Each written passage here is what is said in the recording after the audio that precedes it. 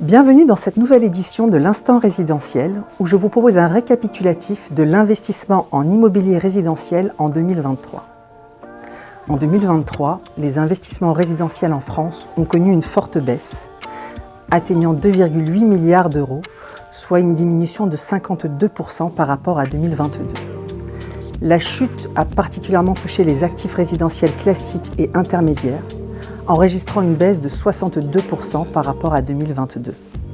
En revanche, le marché des actifs résidentiels gérés, incluant les résidences services seniors, étudiants et le co-living, a connu une diminution moins importante de 16%.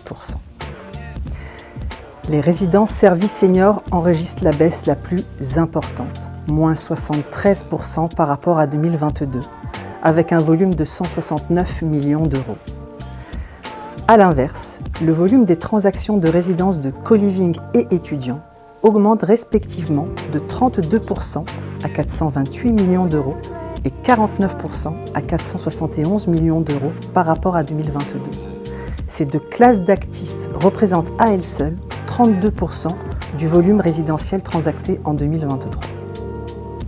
L'année 2023 a été principalement marquée par des stratégies value-add qui ont permis de maintenir une certaine dynamique des transactions d'actifs résidentiels existants, avec des transactions importantes comme la cession à un family office de l'immeuble parisien situé au 179 rue de la Pompe, géré par Cashman.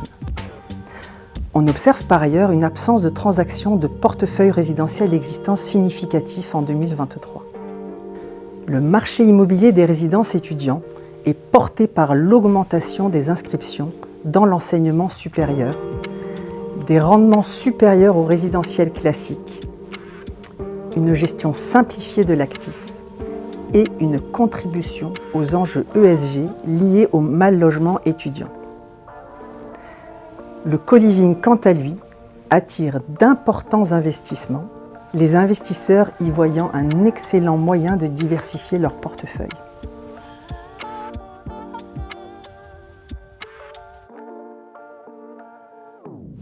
Le rendement prime du résidentiel existant se situe à 3,75% environ, celui des résidences étudiants et co-living en VFA autour des 4,5% et celui des résidences services seniors autour des 5%.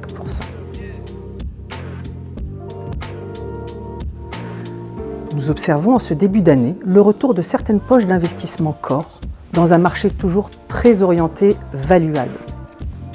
Le marché résidentiel de la VFA reste compliqué, mais certains investisseurs institutionnels en recherchent toujours pour alimenter leurs fonds ISR. Ce début d'année confirme la dynamique du résidentiel géré étudiant et co-living avec un nombre très important de dossiers sur le marché. L'offre est importante, la demande l'est tout autant.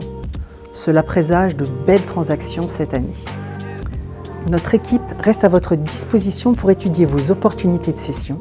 N'hésitez pas à nous contacter pour plus d'informations et à très vite pour un prochain épisode de l'Instant résidentiel.